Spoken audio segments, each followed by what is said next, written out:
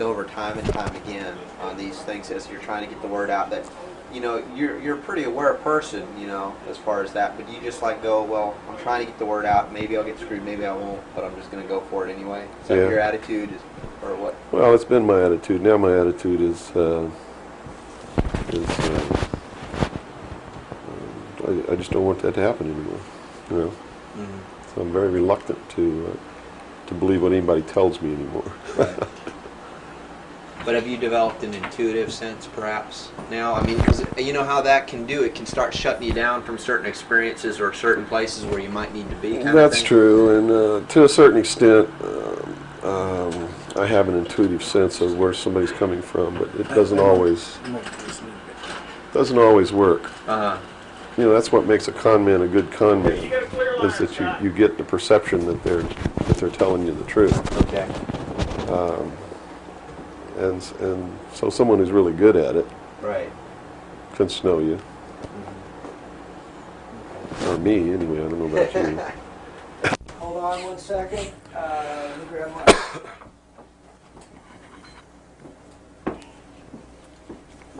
Yeah, you want to wipe your face or anything? Yeah, fine. You got it? Okay. You all right, Robert? Mm-hmm. Robert, you set? Yes, I am. Scott, you're set? Yes. Bill, you ready? Yep.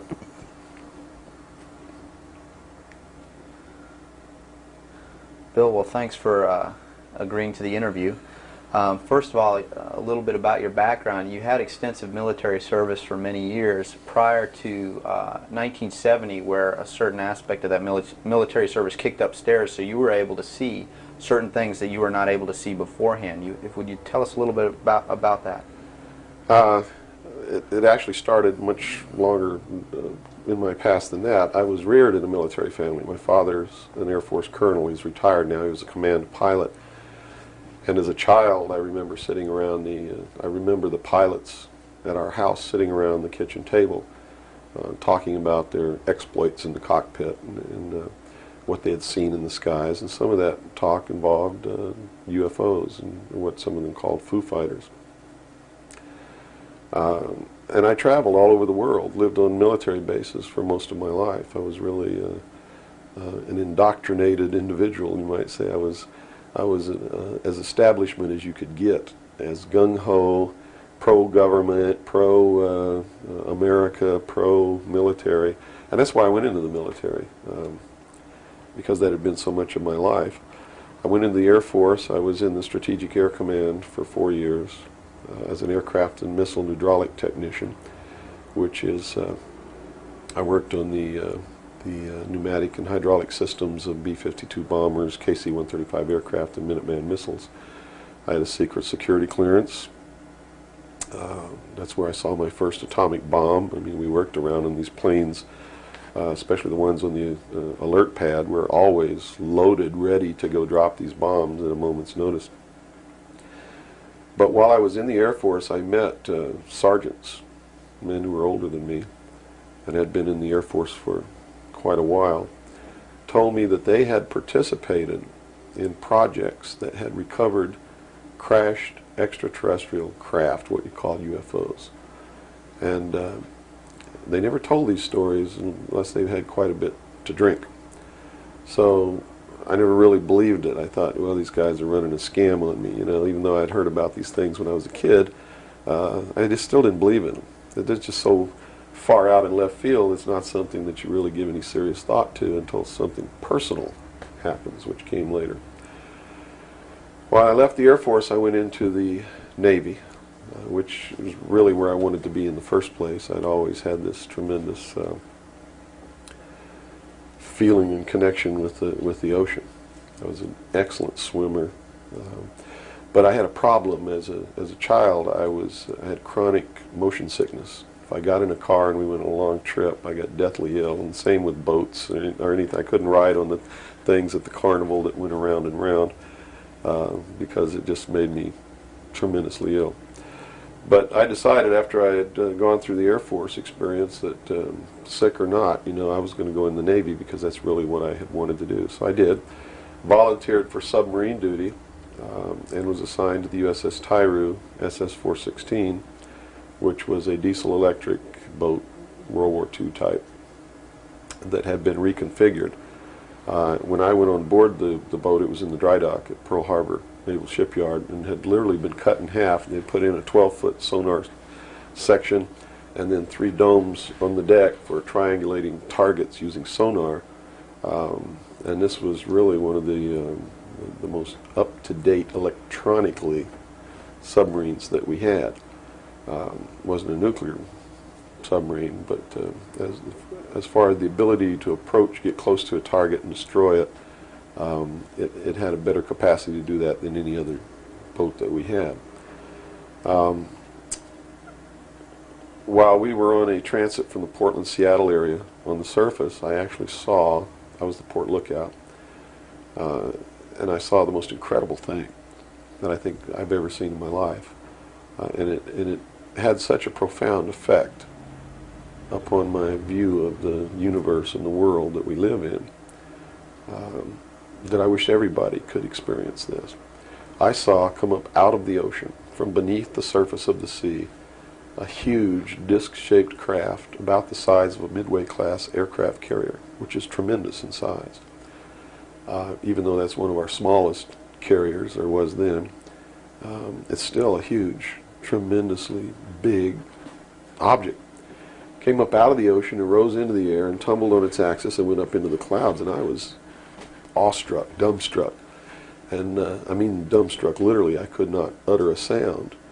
And my first impulse was to tell the officer of the deck that I'd seen a flying saucer, and then luckily for me I couldn't talk, because on second thought that's not what I really wanted to say, because I didn't want to be the only Looney Tunes character on a submarine with a tight-knit crew that you had to live in close quarters with,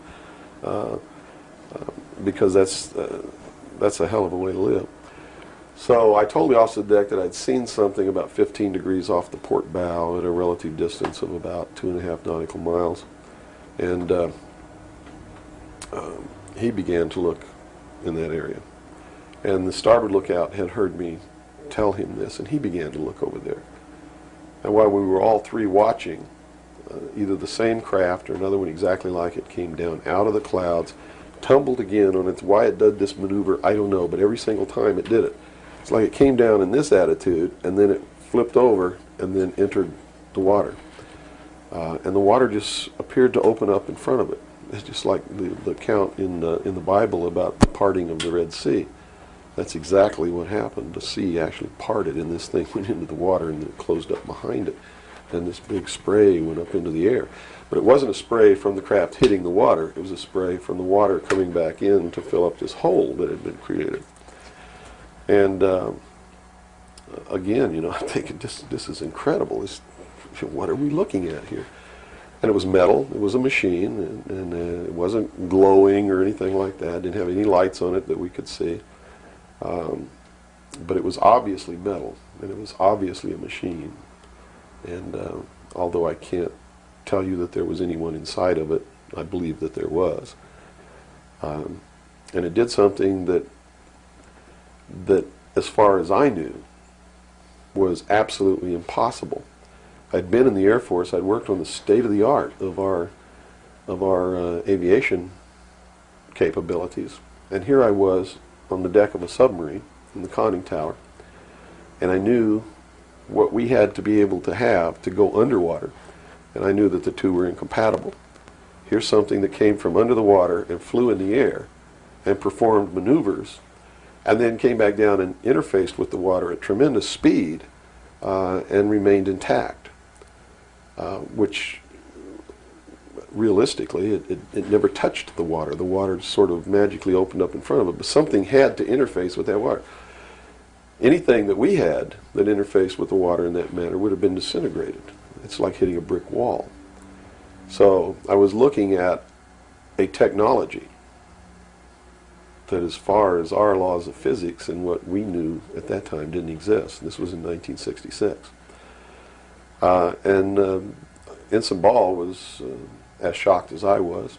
He called the captain to the bridge, who came up with the chief quartermaster, who brought a camera. And we all stood there and watched this occur over and over again for about 10 minutes. And I still to this day don't know if it was the same craft or a whole bunch of different craft going in and out of the water. But it seemed like that there was a hell of a lot of traffic on that freeway right there. And we were watching it as we went by. We never changed course. We never lowered or increased our speed. We made no attempt to communicate or signal. We made no attempt to get closer. And eventually, it just stopped. We were told not to discuss it with anyone, not even amongst ourselves, which was incredible. I never had been told anything like that in my life. You know, you can't talk about something. And to be told that we couldn't even talk about it amongst ourselves was even more extraordinary, I thought. But we didn't. We didn't talk about it. When we got to Pearl Harbor, all the time the chief quartermaster was taking pictures of this. So I know photographs were made. What happened to those photographs, I have no idea. But when we reached Pearl Harbor, we were not allowed to go ashore to go on liberty, even though we didn't have the duty. And about 2 hours after we berthed at the submarine base, a commander from the Office of Naval Intelligence came on board and debriefed each one of us individually in the captain's stateroom. And the ultimate outcome of the debriefing was that we didn't see anything, we didn't hear anything, and we had to read rules and regulations that told us that if we ever talked about what it was that we didn't see, that we could be imprisoned, we could be fined $10,000, we could lose all pay and allowances due or ever to become due. And I learned at that moment that the United States Navy didn't want anybody to know about what we saw, and that severe consequences could come down around the neck of anybody who did. And that was when I understood fully that, yeah, there's a real cover-up. These things do exist, number one, and at least the United States Navy doesn't want anybody to know about it. And there's stiff penalties for anybody who bucks that. Mm-hmm. Moving forward a few years from, what, 1966, I believe, you gained a special security clearance that revealed to you certain documents, or were revealed to you, or that you saw, relating to this very cover-up. To this and many other things. I was eventually trained by Naval Security and Intelligence, and I was given a secondary NEC, which is Naval Enlisted Code, which was 9545, which is Internal Security Specialist. And an internal security specialist is someone who protects classified information, and protects areas, so to speak. And I had a specialty, which I was trained in, which was Pacific Area Intelligence Briefings. And I was eventually assigned to the Commander-in-Chief of the United States Pacific Fleet, who was Admiral Bernard Clary at that time, and served as a member of his intelligence briefing team. And basically all that means, we really had a wonderful job. You come in about 4 o'clock in the morning and you go through all the message traffic and everything. And what you do is what we did was we prepared an updated briefing on everything that was happening in his half of the world, which he commanded the naval forces and marine forces, as a matter of fact. And put all this together in a briefing where we would update him on ongoing operations, brief him about operations that were scheduled to begin, political situations, deployment of Soviet forces, naval forces, everything. And after the briefing was finished, between 8 and 10 o'clock in the morning, then we were done. We were finished. So it was what you call fat cat duty or gedunk duty in the Navy. It's got all different kinds of names. It's just really a wonderful job. Now, to be able to function in this job, I had to have a security clearance, which gave me access to the information that I had the need to know to help prepare these briefings.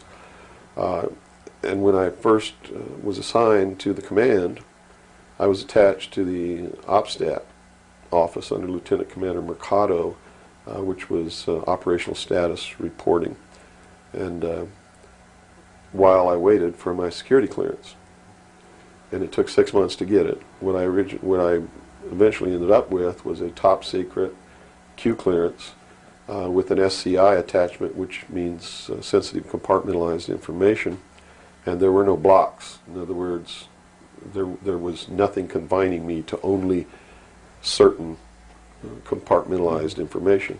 I had access to whatever the Admiral and his staff had access to, because we had to prepare briefings and brief these people on all of these things. And I'm sure that at first I was tested and wasn't shown a whole lot, but eventually when they began to have confidence in me, I began to see things coming across my desk that were just absolutely incredible. And a lot of it is really hard to talk about because it's so far outside the normal concept of reality for the average American that that they're going to find a hard time believing any of it. Mm-hmm. But I saw documents that were labeled under the classification top secret, and the compartmentalized the compartment that was put into was called MAJIC, M-A-J-I-C. Mm-hmm. Which told me that that UFOs are real, which I already knew. I'd seen one. Right. But this went farther than that. It told me that they were extraterrestrial in origin, that there were 4 different extraterrestrial species or races visiting this Earth, and that they had actually entered into an agreement with the United States government with one of these species of alien beings to exchange technology, and it told me all the projects that was underneath this. Project Red Light was actually the testing of extraterrestrial craft. Project Plato was a diplomatic project. Pounce was the recovery of technology. Pluto was the application of that technology to our own secret space program, not the public space program. There are 2 different space programs. One is what the public gets to see, mm-hmm. Which is overseen by NASA, and the other one is a secret space program that nobody gets to see, which is really overseen by the Navy Department under specialized compartmentalized black projects, and what these people are doing in secret is just absolutely incredible. I also saw documents under an operation called Operation Majority, which outlined the plans to bring together a one-world government. It also included extraterrestrial information within that. Project Grudge, which was the second project. First was Sign, and then Project Grudge, which contained all of the extraterrestrial information up to a certain point. I forget the year cutoff. And then it was contained after that in another project called Project Aquarius, which was the accumulation of the whole history of alien interaction on planet Earth. But I have to say at this point that I don't know if those documents were really telling the truth or not. They could have been showing me these things so that eventually I would go out and talk about this. And maybe that'll become clear to you later why they may have done that. It could be real. So. Mm-hmm. But at this point, from a personal standpoint, what was it that, based on your experience in '66, and they said, absolutely do not reveal this to anybody, and here we are a few years later, and you're seeing documents that prove that what you saw was real. Mm-hmm. What was the one factor or a number of factors that led you to the decision to say, I've got to get this out, I've got to tell people about this? I saw contingency plans called Majestic. And these contingency plans were to, first place, a contingency is a plan that can be implemented if certain things occur. Right. And the certain things that would have tripped this contingency plan are, number one, the public sector is getting too close to the truth, so they have to implement this to get them steered off the track. Or number two, we don't want to tell the public the truth about the alien presence, but there's so much alien activity occurring that the public is on the verge of finding out anyway. Let's tell them this story so that it doesn't cause consequences that we don't want. Mm-hmm. And that plan was called Majestic. I was in a bookstore one time. I'd never seen UFO magazine. Didn't even know it existed. In fact, I didn't even know that there was a UFO culture in the world of people who who study UFOs or worship UFOs or have little UFO meetings. I had no idea that that was occurring. I was in a bookstore one time and I was looking at the magazine rack. I'm an avid reader and I'm always in bookstores. And this one day I saw a magazine just popped right out at me, at UFO. And I picked it up and I looked inside, and here is Majestic, all right there. And even the people who had been named to implement the plan were the ones who were actually implementing it. William Moore, Stanton Friedman. I'd never heard of Jamie Chanderay, but he was named, and they had brought out a supposed genuine document called the Eisenhower Briefing Document, which in reality is a fraudulent document. It's a fake. And it was created to implement the plan Majestic, to either indoctrinate the public on what the government wants the public to perceive as happening, or to steer researchers away from the truth, or both. So this wasn't revealing the plan of Majestic, but it was actually implementing the plan. Implementing the plan against the public. It was a psychological operation against the public. So this is what you saw. Right. So immediately my head began to spin around, and I began to think, God, you know, I've got to tell people that they're being manipulated. This is a lie. And it really, if the public were using their own intellect, they would know that it was a lie. The executive order quoted for this document was 92,000 something. I believe it was 92447, which is 92,447, and it was supposedly written by Truman. But Truman never wrote an executive order higher than 9,000. I mean, even today, there's no executive order with the number 92,000 on it. They've been consecutive since the beginning. So it was clearly fraudulent. So it's clearly fraudulent, but the public doesn't catch on to this. And here you got Stanton Friedman, one of the guys who implemented the contingency plan, Majestic, running around the country telling everybody it's not an executive order, it's a date, September 24th, 1947, which it very well could be a date. But it's listed in that document as being an executive order of the President of the United States, Harry Truman. And because of that, it's fake. And many other things. But specifically, that is the most glaring proof of fraudulent intent in the document. There are many other things in the document that also prove it's a forgery.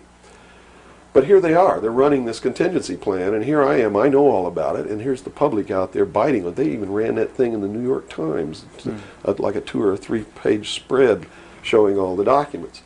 So it had tremendous credibility lent to it by that action.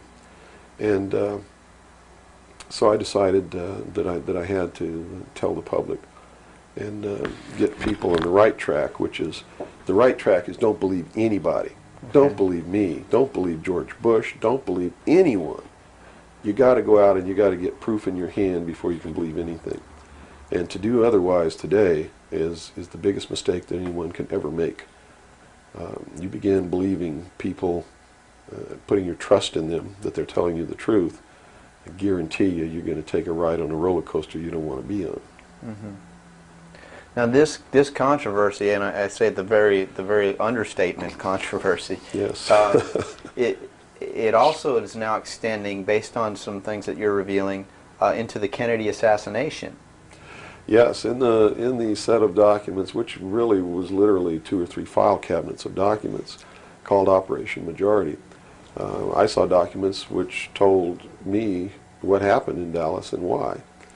And basically what these documents said was that the intelligence community felt that John F. Kennedy was a threat to the national security, which translated into reality means was a threat to the New World Order, the one world government which they were actively in the process of forming. Was there anything on record that indicated that he was out to, things that he did would threaten that New World Order? Oh, absolutely. He had written an executive order. I don't remember the exact number now, but it's available to anybody that wants to go look it up. He had written an executive order ordering the printing of United States notes, which would have broken the back of the Federal Reserve, which is one of the major instruments of propelling the United States into the New World Order by destroying our economy, the basis upon which we live, the basis upon which our whole society is founded. is being ripped right out from under us.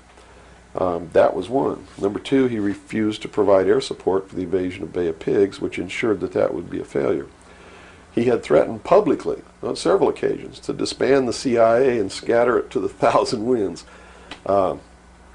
He had ordered, in the documents that I saw, he had ordered the intelligence community to prepare a plan to disclose the truth about UFOs to the public. Now, I don't know what that truth was. Could be that maybe there are no extraterrestrials. But whatever the truth was, he had ordered a plan to be prepared that that disclosure was going to be done according to that plan within the following year. And the intelligence community consider that to be out of the question. And according to the documents that I saw, his assassination was ordered by the policy committee of the Bilderberg Group, which is really the secret world government, and was carried out by agents of Division 5 of the FBI, the Secret Service, the Central Intelligence Agency, and the Office of Naval Intelligence, of which I was a part, in Dallas. And it said that the assassin, the man who actually administered the head wound, was the driver of the car, William Greer, a Secret Service agent, who used an assassination pistol built by the CIA for assassinations that was really an air gun that fired an exploding pellet or could fire a small hypodermic needle or a poison dart, using any one of many different deadly poisons. Specifically, it said that he fired an exploding pellet which contained shellfish toxin, and that the act was plainly visible in a film withheld from the public. I looked for 16 years to find that film, and I finally found a copy that showed William Greer turn around and shoot the president. And since 1988, I've been showing that film wherever I'm able to show it to wake people up. It is not our government, though you have to understand, that is doing these things. It is not our government that's failing us. It's not the Constitution or the Bill of Rights that's a bad instrument. It is a group of men who belong to secret societies, who have infiltrated our society and our government at all levels and are destroying it and subverting it from within. And every member of naval intelligence that I knew who was an officer was a 32nd or a 33rd degree Freemason. And I asked my commanding officer at one point, I said, why are all you guys Masons? He said, Masons are used to keeping secrets. It's part of their fraternity. So if you want someone who already knows how to keep a secret, you recruit Freemasons. Well, later on, I found out what the truth is.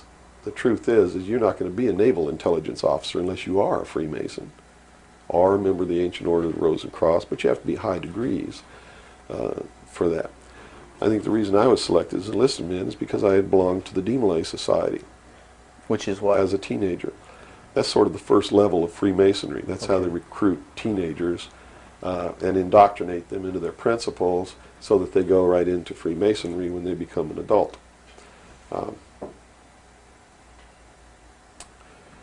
So basically that's the story. Yeah. Okay. Well, based on the information that you're revealing, which would seem to be equally or if not more of a threat than what Kennedy was originally planning on doing, is actually revealing the underlying cause of all of this.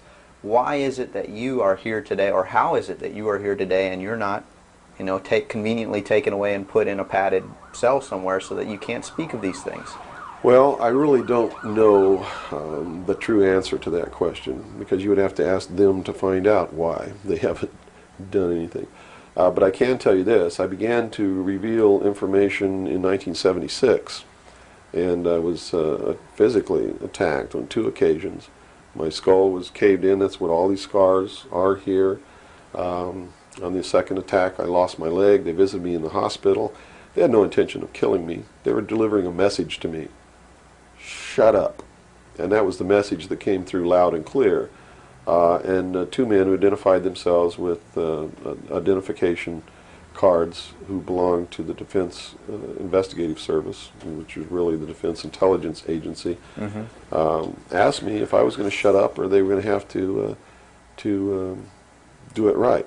And I told them, I said, you don't have to worry about me. I'm going to be a good little boy for the rest of my life, and yeah, I'm going to shut my mouth.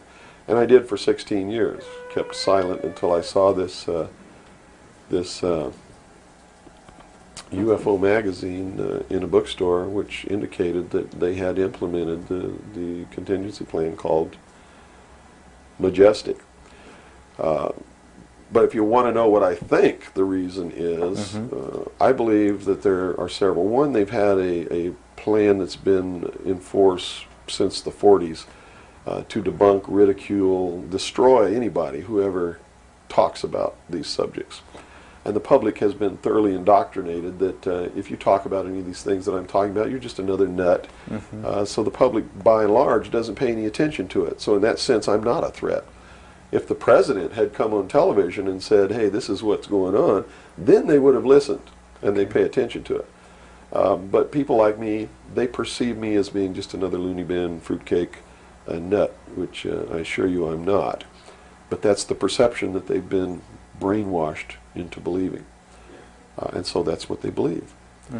Number two, I am so much in front of the public from the very beginning when I began to talk.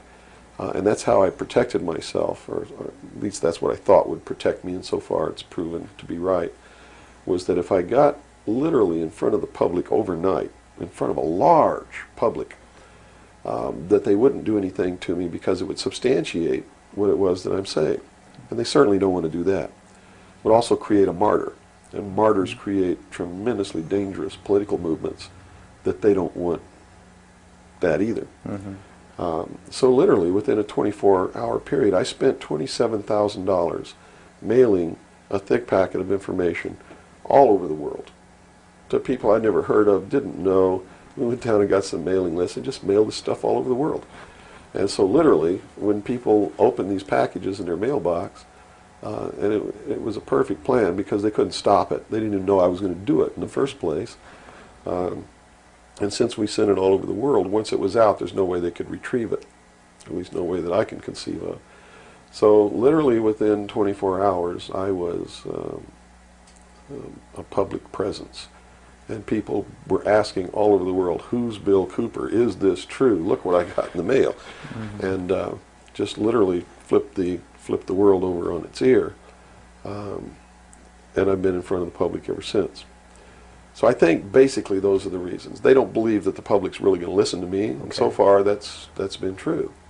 There is a small group of people all over the world who are awakening, who are beginning to understand that they've been living their life in fantasy land, and who are actively seeking the truth. But by and large, when the secret power structure says, as I've put in the first chapter of my book, right out of one of their own technical manuals, that a nation or world of people who do not use their intelligence are no better than animals who do not have intelligence, and thus are stakes on the table by choice and consent, they're absolutely right about the majority of people. It's one of the things that has been an illumination to me, is that they're not always wrong. And many of their goals are the right goals, but the method that they're using to reach that goal is the wrong method. In other words, if you set out to create a perfect world where there will never be any more killing, but to reach that point, you kill 2 billion people, you have become what you're trying to avoid. Right. And it can't happen that way. If you want to create a world of peace, it has to be done by peaceful methods. Means. Yeah, if you murder someone to destroy a murderer, you have become what it was you set out to destroy, and thus it wasn't destroyed at all. It was perpetuated by that very action. And that's what these men are doing. They rationalize everything they do so that they feel better about it. But what they are doing is becoming what it is that they want to get rid of, and the world will never be a safe place for anyone as long as there are men who do these things. Very eloquently said. Thank you. Now, you. your message to people, once again, is don't believe anything. How is it that the public can find this and search for this truth on their own if they can't believe anything or anyone? What can you do? It's all in the public sector. It's all available to anyone who actively and diligently seeks it out. Everything that's in my book, Behold a Pale Horse, is all Everything in here, all the documents that are in here, Mm-hmm. everything that's in this book is in the public domain. Can be substantiated. Yes, and I intentionally wrote this book not using anything that wasn't available to the public to show people that, yes, if I can find this information, so can you. I have tons of stuff that's not available to the public. But as you can see by reading this book, you don't need that stuff because it's what you need is available to you. Public libraries are overflowing with the proof of what's really going on in the world, but nobody really utilizes it to the extent that they're able to pick this out and put it together. Another thing I've done for people is I've put it together for them so that they can see the overall picture rather than looking at small things and thinking that it's isolated. Nothing is isolated. It's all part of a big puzzle. Mm-hmm. And the puzzle is coming together, and when the puzzle is assembled, it's going to be a one-world totalitarian socialist government that nobody's going to like except the people that are running it. It's Hitler all over again. And the rationalization is we're going to create the world without war. The utopia. The utopia. But they will never create that utopia because they're not dealing with the problem that makes them want to create it, and that is the inherent flaw in each individual human being that makes us do the things that we do.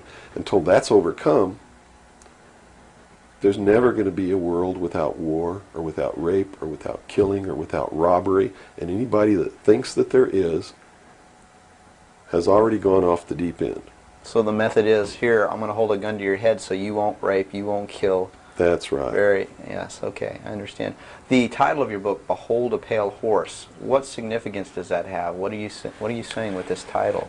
This title is from the book of Revelations, because I have to tell you this, and you may think I'm nuts if you want to, but this is the truth. Either these men are following the book of Revelation. The book of Revelation is in the Bible. Mm-hmm. They're either following it, just like a plan, and bringing the prophecies in there to pass to manipulate and control those who believe in those prophecies and neutralize them, so to speak. In other words, if this is written in the Bible and God has ordained it, who am I to resist?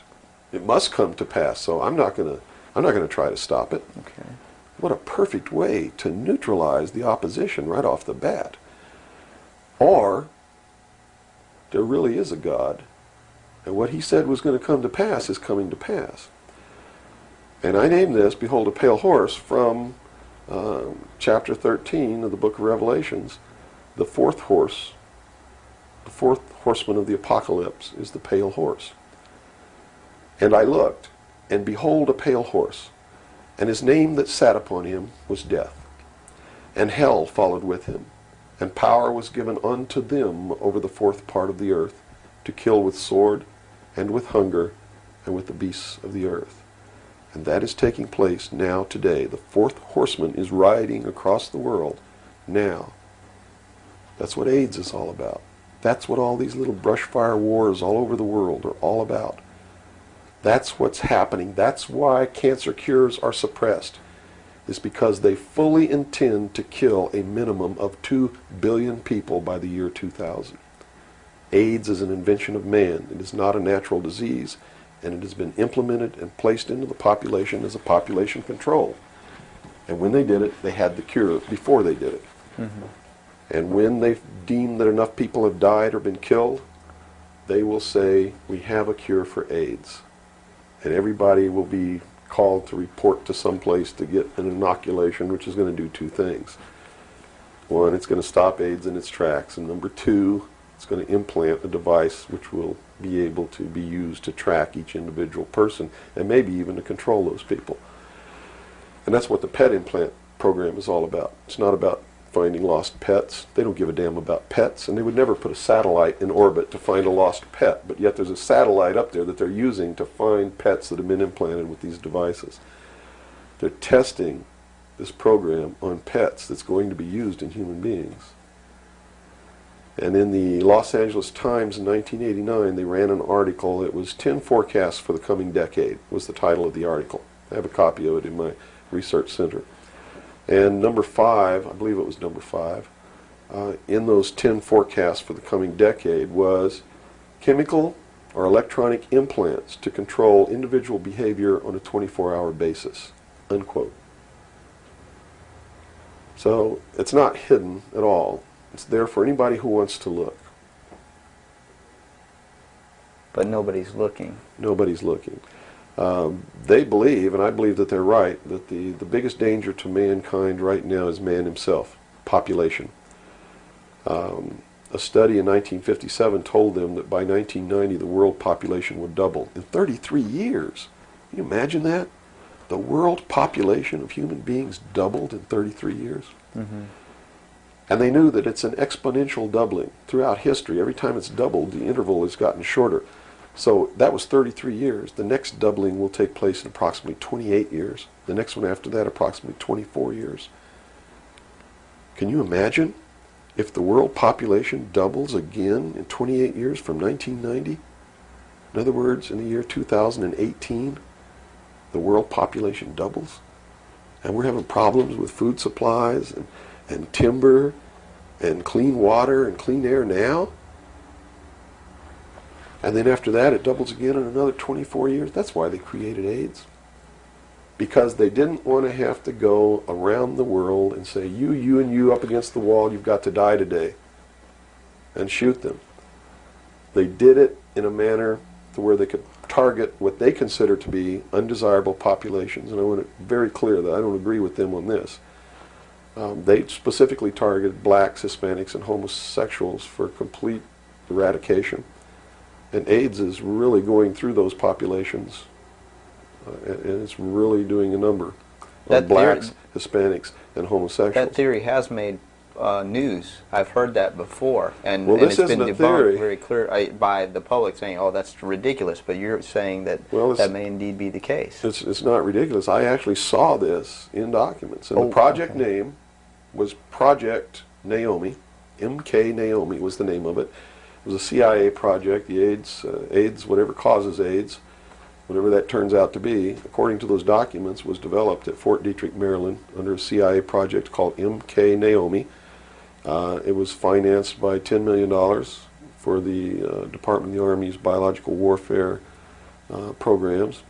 It was carried out, supervised by the CIA, carried out by scientists who worked for the Special Operations Division of the Department of Defense. And it's doing its job. And would you assume if AIDS doesn't work, there's a contingency plan for that even? Well, I think that they have other things out there working concurrently. One thing I've learned about these men is they don't just do one thing. In case the public discovers what they're doing, or discovers that somebody's doing, whether they know who's really doing it or not, and stops it, what they have running is several concurrently running plans, so that if one or two fail, the other ones are going to take care of the problem. It sounds pretty hopeless. I mean, based on that scenario, is there anything, any uprising or what? Yeah, there is, but it requires that people wake up. It requires that they really learn the truth instead of live their life in fantasy land. You see, because nothing can exist without the consent of the people. Unless they buy it, it's not going to happen. And all of these plans lead to the public's ultimate acceptance of what they're going to do. In fact, they're designed to make the public ask for it. For instance, the burning of the rainforest in Brazil.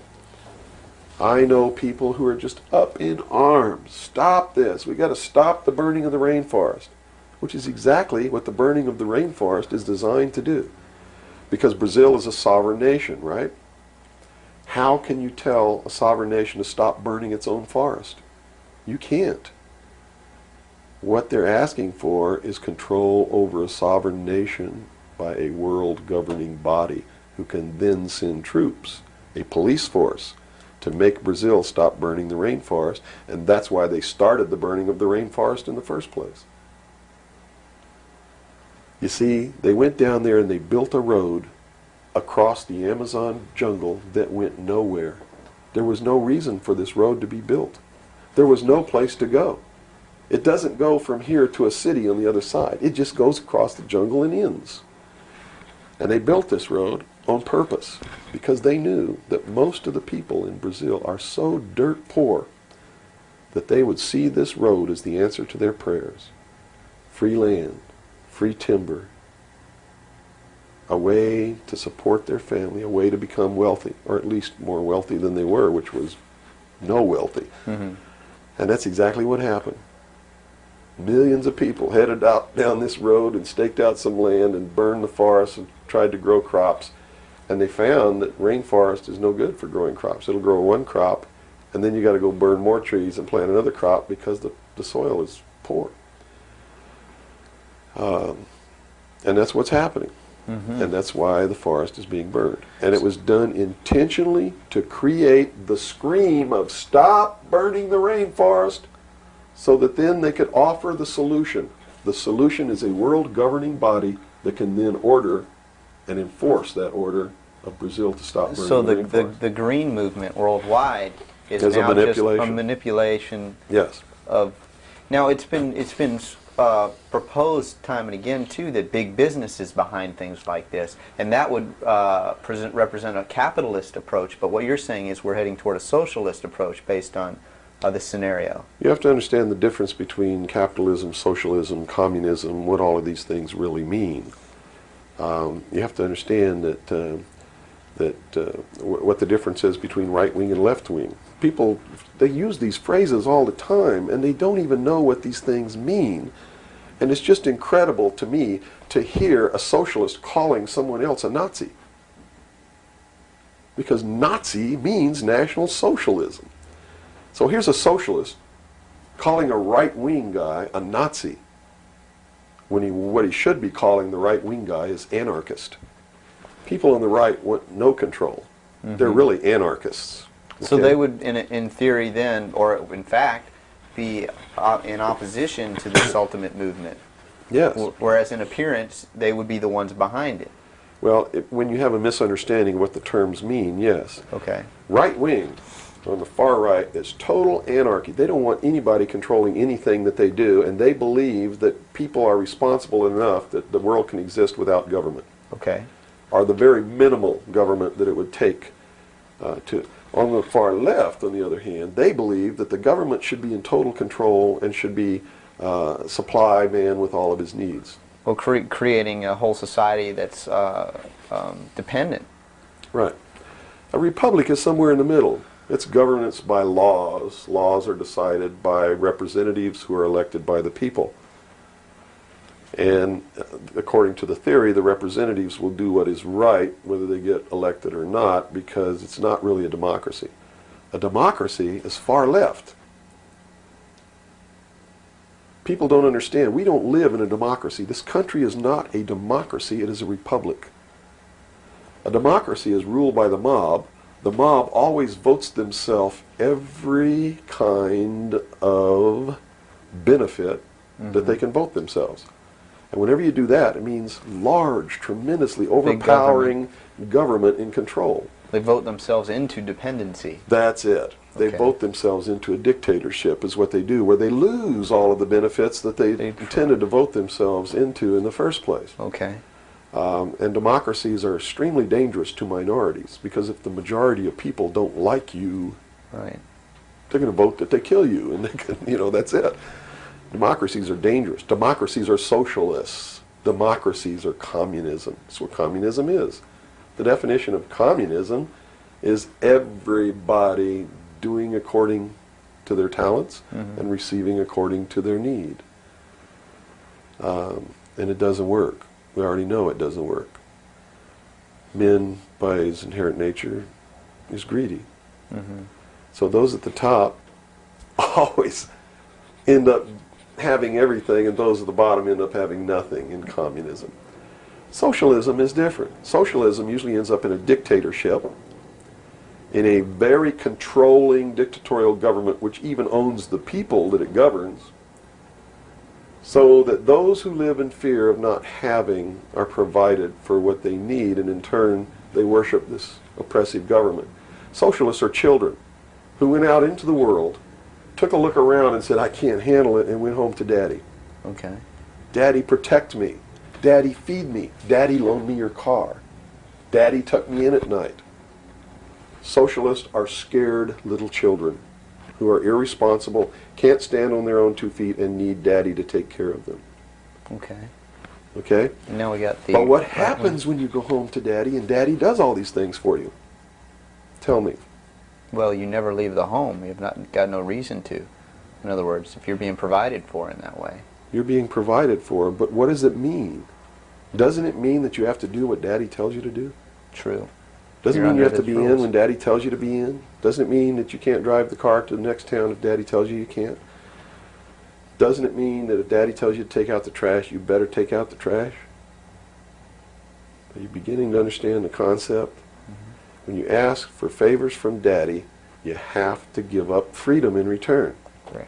Okay. So socialism always leads to repression of liberty, freedom, equality. All of those things fly out the window so that you can have free health care, so that you can have a place to live but you don't have to pay the rent, so that you can have food given to you by the state. And that's where we're headed. Right in this country right now, we're almost totally socialist, and now people are screaming for a national health care policy. Right. Health care insurance. Now, the other aspect, once again, I'd like to go into is the anarchy or the right wing, which we just into that similar. Anarchists believe that they can be responsible, that they won't hurt other people, Okay. that your freedom never ends until it begins to infringe upon someone else's freedom, and that no one should have any control over that there should be no speed limits on the highways. The problem is that, again, just like on the socialist side, you have people over here that are human, and human condition means that ultimately somebody's not going to be responsible, that they're going to drive too fast when they've had too much to drink, and they're going to kill innocent people. The answer is a balance. You know, the law of the universe says this. It's a law of physics, really, and everybody can understand it. For every action, there is an equal but opposite reaction. There can be no good unless there is evil. There can be no man without a woman.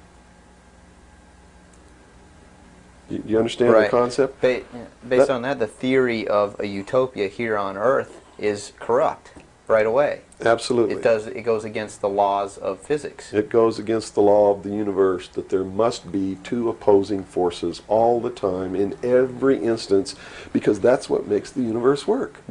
That's what makes everything work. What we need to do is stop trying to go way over here and establish some utopia of freedoms, or way over here to establish some repression of freedom so that we make sure that we got something on the table to eat. And strike a balance between the two that works. And stop withholding information. What makes it difficult for anyone to succeed or live, or for us to really come together and have peace in this world, are all of these people who think that they are the guardians of the secrets of the ages, and have only them have truly mature minds, so only them are worthy of knowing the secrets and the real science and the real metaphysics and all of these things. So they repress it and they keep it secret, so the rest of us live out our lives and we don't know the truth of what life is really all about. Therefore, we're always stumbling over each other and getting in each other's way and doing the things that we profess that we don't want to do, simply because we don't have access to the truth. If we had access to the truth... Now, I got to tell you this. Back when these men first began establishing these societies, these mystery schools, and suppressing information, the common man was uneducated, did not have an intellect capable of understanding these secrets. They were really beasts of burden, for the most part, and they lived their whole life in toil. Right. But things are not that way now. Most people have a good education. They have a good mind. They're capable of understanding if they're taught, and if they're taught correctly. And I think it's time to teach people what the truth is, and quit hiding it, so that we can come together as one humanity and make a balance and live together in a balance. You know, evil's never going to disappear. Neither is good. But we can maintain a balance and life can be good. Instead of swinging back in this tremendous battle between these two opposing, radical, extreme ends of the scale. That's got to stop. I've never understood why somebody would join together in this band of people and call himself a Democrat and not vote for anybody else if they're not a Democrat. That concept is beyond my understanding. And Republicans and Libertarians and Populists and Communists and Socialists and this and that, and blacks and whites and Indians, and there are so many sects and groups and segments, and we're so fragmented that getting together is going to really be difficult. But we've got to do it. Because if we don't wake up and do it ourselves, these men who meet in secret and plot the manipulations are going to do it whether we want it or not, and they're going to do it at the point of a gun.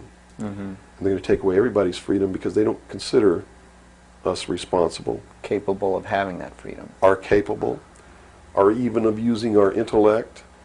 So they'll put us in shackles and control us and force us to be peaceful.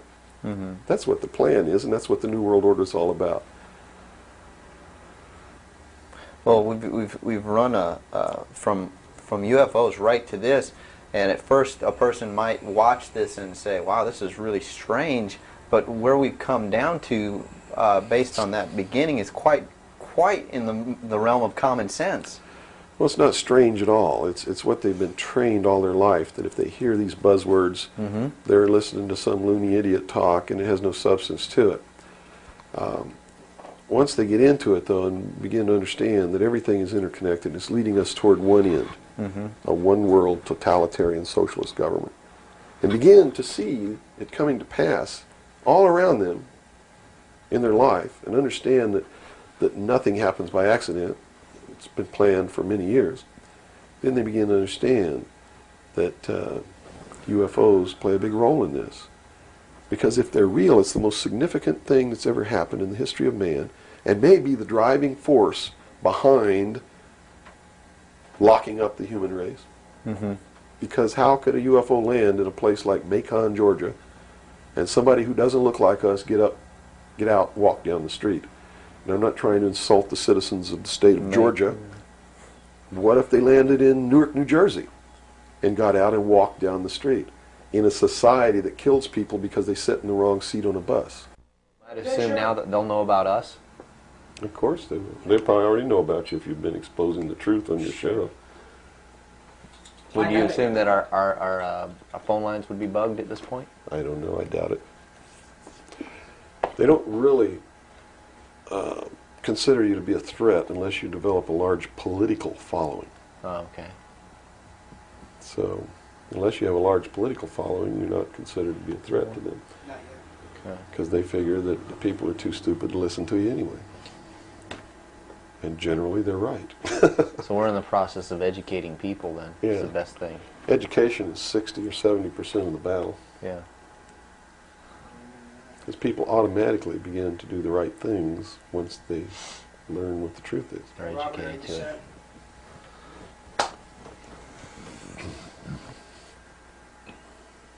Yeah. Hold on. Okay, I got it. Ready? Ready. Okay, go ahead. Let's go back into the Kennedy situation here.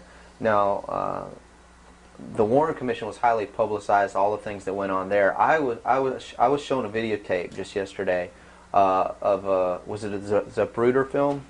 It is the Zapruder film. Okay, and it clearly showed to me that a number of things. One in which that the film was obviously tampered with. Absolutely. but not tampered with to the point where I couldn't tell that the driver of the limousine was pulling a gun, or what appeared to look like a gun, around his shoulder and shooting President Kennedy in the head. That caused his head to snap back. Did the Warren Commission see this? It seems so. The Warren Commission never looked at the Zapruder film, ever. So they never saw it. Now, I don't know who testified during the Warren Commission about the Zapruder film, if anybody did. But I do know that later at the investigations of the House Select Committee on Assassinations, that a man was specifically hired as an expert witness to view the Zapruder film and tell the committee what it showed. And that man's name is Robert Groden. He wrote High Treason, which is a bestseller out now on the Kennedy assassination. And he was one of the many so-called technical experts for the making of Oliver Stone's film called JFK. He's also a fake, a fraud, a traitor, a liar. He was hired by the House Select Committee on Assassinations based upon his resume, which says, very simply, that he is the world's foremost #1 photo analyst, which is a lie. He never went to school in photography. He never was a photographer. He never was a photo analyst. And I got to tell you right now that the world's #1 foremost photo analysts are all come out of the military intelligence community, who are trained to interpret high altitude photography and learn what really is there. He never served in that capacity either. He looked at the Zapruder film and he told Congress, he told the committee in testimony, he testified both in written and in verbal form that William Greer never took his hands off the steering wheel. And that's a blatant lie. I mean, anybody can look at the Zapruder film and see that William Greer takes his hands off the steering wheel. And even if you couldn't see it, if they cut out the frames, you can still see that William Greer, if this were the seat of the car, is turned all the way around with his right side against the rear cushion of the front seat, looking directly at President Kennedy in this attitude, and it is a physical impossibility to have both hands on the wheel in that attitude. So we know that Robert Groden, #1, was not who he said he was, had no expertise to be doing the job that he was hired to do. #2, even if he had no expertise, it is plainly visible in the film that William Greer could not possibly have had both hands on the wheel. So we know that Robert Groden didn't make a mistake. We know that he intentionally lied to deceive Congress and thus the American people. And what's real strange about it is he's been very active in the research community, supposedly exposing the assassination of President Kennedy. But if you look what he does, he is constantly coming up with new theories, supposed new evidence, most of which is fake. And in his book now, High Treason, he makes a statement that Kennedy was probably hit from the front and the rear at the same time. His job is to keep the American people confused and propagate the lie that our government is no good, that it's our government who assassinated John F. Kennedy. And I'm here to tell you, it wasn't our government. It was the secret societies known as the Illuminati, the Knights Templar, the Freemasons, who assassinated John F. Kennedy. And the proof is right there for anybody who wants to see it. William Greer was a Freemason, #1. He was the Secret Service agent who shot Kennedy. #2, in Dealey Plaza, there's an obelisk, a monument commemorating the location of the first Masonic temple in the state of Texas. Dealey Plaza is on the 33rd parallel, which is one of the sacred numbers in Freemasonry. He was assassinated in a manner that assured the greatest flow of blood, which is called blood atonement, which was practiced by Freemasonry in the early days and supposedly is not practiced now. But in reality is the method of choice of execution, trial and execution by Freemasons. The Bilderberg group that orders his execution is the Supreme World Council of Freemasonry and consists of 39 permanent members, which is 3 times 13, which is also the exact number of men who signed the Constitution, 39. You see, our forefathers were also members of this secret group, and this country was founded to bring about the New World Order. And it's all in the Great Seal of the United States, which was, and that the design of the Great Seal was made law in 1782. It's just absolutely incredible that the American people don't understand that groups of men don't get together and meet in secret and take blood oaths which say that they can be cut open and their heart ripped out of their body and their intestines scattered over the floor if they talk about the secrets. That's not a benevolent fraternity. That's a dangerous group of men. Grown men don't play games like that. They're serious. It's the secret societies who are bringing about the New World Order. They're the ones who killed John F. Kennedy. There's nothing wrong with our Constitution or our Bill of Rights. But Americans are going to be convinced that our government sucks. And that's what all this stuff is all about. So at the beginning, the founders of this country actually did create what was I guess you could say, an above-board, good government basis for a good government. Yes. They gave us every tool to ensure the success. But it was an experiment, you see, because man had always claimed that he could rule himself, but had never been allowed to do that. Even in ancient Rome, they call it a democracy. The man didn't rule himself. He was ruled by other people who made man think he was ruling himself. But the truth was, a Roman centurion could march down the street and grab anybody they wanted to and make you do whatever they wanted to, or just execute you on the spot. And that was the truth of the matter. Those weren't free people. In the history of the world, there had never been a people who were truly free or who truly ruled themselves until the United States of America was created as a republic by which we ruled ourselves through elected representatives whom we sent to the State House, either in the States or to Congress, to do it. They also gave us every tool by which we would destroy ourselves if we weren't capable of doing it. The United States and France, the revolution in this country and the revolution in France, were created to bring about governments which would function as the antithesis to the kings and queens of the world and cause them to topple off their thrones. It also gave man a chance to prove once and for all whether he could rule himself or not. And if he could, fine. That would be the New World Order. If he couldn't, they built the tools into the Constitution to allow them to take it away from us. And those tools are the creation of the federal democracy within the boundaries of Washington, D.C., and the right to contract, through which, if we were irresponsible, we would contract to receive rights from that federal democracy and thus, in return, give up our freedom. And that's exactly what's happening. It's exactly what we've done. John F. Kennedy was short-circuiting the New World Order. He had ordered the printing of constitutional money, United States notes, which would have destroyed the Federal Reserve, which is not an agency of the United States government. It's a private corporation owned and operated by the world bankers, controlled by the Illuminati. And its purpose was to destroy the middle class in this country and thus our economy, and throw us at the mercy of the New World Order. And we see this unfolding now. You see it unfolding now. You are seeing, and I predicted this well in advance, you are seeing the destruction of the economy of the United States. And it will continue. It will not get better. It's downhill from here on out. Unless we nationalize the Federal Reserve, lock up the criminals who own it, cancel the debt, which will then bankrupt the Illuminati, which is exactly what we ought to do, print constitutional money, which cannot be usurped, which cannot lead to our destruction, and go back to what we're supposed to do, and quit contracting for benefits. We're escaping from the laws of nature, and there's a terrible consequence for that. Mm-hmm. Terrible consequence. We have to function within the laws of nature. You can't contract for somebody else to keep you alive. You have to be responsible within your life to keep yourself alive.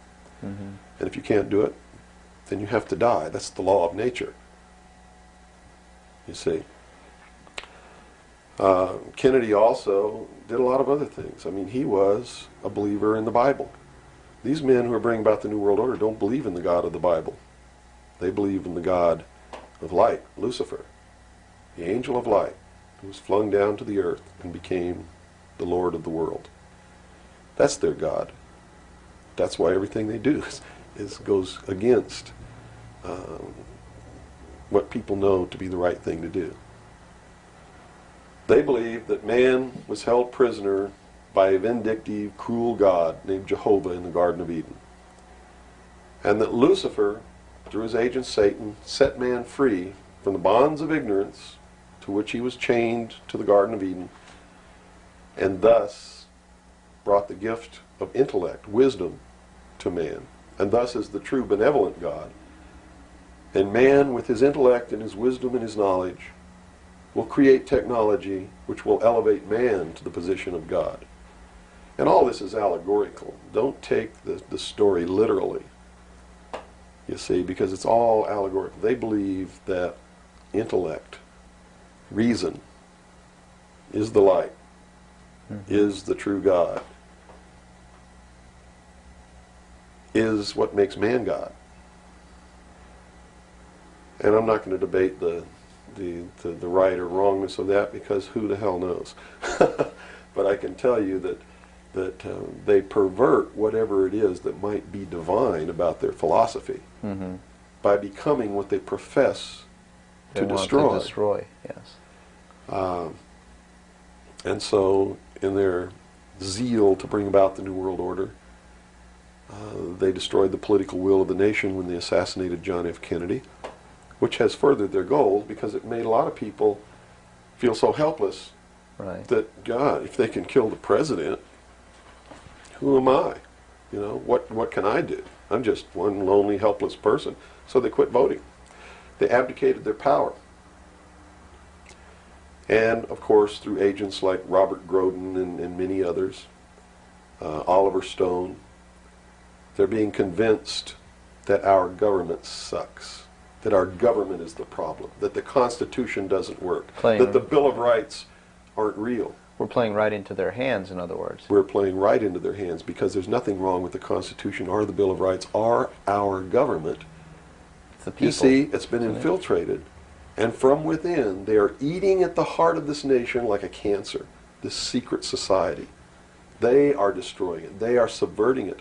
Our Constitution has not been allowed to work since 1945, and maybe even earlier. And they have been working behind the scenes to bring about a one-world totalitarian socialist government with the Communist Manifesto as its platform, through the United Nations, which was created by this nation from an older organization called the League of Nations, which was the original foundation. And at the highest levels of our government, the Constitution's already been scrapped, and they are working under the aegis of the UN Participation Act and the United Nations Charter. Which says what? Which says that there are no rights, there are only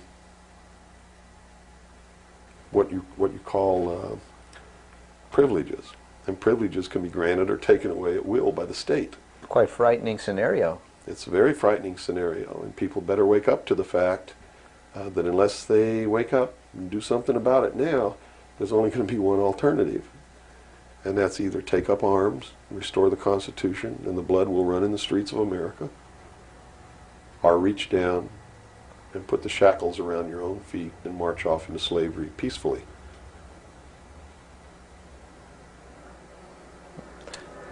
Not going to be easy the coming years. Wow.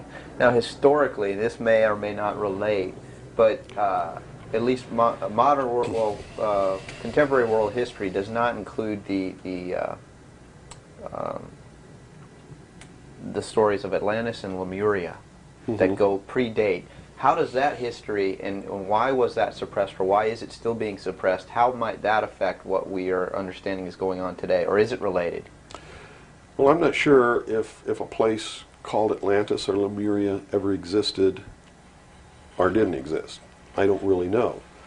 But I do know that the story that is told about the civilizations that lived there are something that we should listen to, because this whole scene may have played itself out before on this earth. And if you understand the theory, which I believe has been accepted as fact now, of continental drift, there may have been an Atlantis and a Lemuria, which had tremendously developed technologies and societies. And the same scenario that we're playing out now in this great stage called the world may have played itself out over and over again in the past for millennium. In my investigation of the mystery schools, the secret societies that are bringing all this about, that really control everything behind the scenes, I found that this is all about religion, and it's all about a recurring theme that is penetrated and is at the heart of every religion in the world, and that is a creator or a creatress who has a son that is sacrificed and then is resurrected and saves the world or saves humanity. It seems to be an archetype that is within us. And so that you don't go flipping out watching this tape. I'm a Christian. I believe in the teachings of Jesus Christ, even though it may turn out that he may have never lived. The scene, it doesn't matter. When you read his words, and you can go back through history and find these are the same words that were spoken by every Savior that there ever was, are the most beautiful, most profound, most affecting words that have ever been spoken on the face of this earth. And when I get down and almost get to a point of hopelessness, I just go read the Sermon on the Mount. And I come back up again. Because in the end, it's not going to matter whether Jesus ever lived or didn't live. The story is real. And it's within all of us. And it brings us to something within ourselves that is good. But these men don't look at that. They believe that the end justifies the means, that these stories are just stories, and that the real meaning behind it all is that man can transcend his animal state through the realization of intellect and the overcoming of all of his emotions and feelings and morals, guilt, all of these things.